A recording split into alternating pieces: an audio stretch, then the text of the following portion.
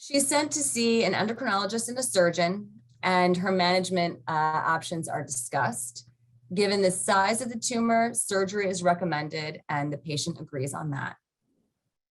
Discussion of the type of surgery then ensues, and risks and benefits of a total thyroidectomy as compared to a thyroid lobectomy are discussed, including nerve injury or voice problems, hypocalcemia, the possibility of a need for a second surgery, and the possibility of the need for lifelong thyroid hormone replacement.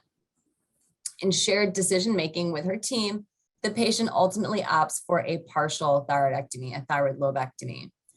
And the reasons for this is due to presumed low-risk disease. She wanted to minimize surgical risk, and she wanted to try to avoid thyroid hormone replacement.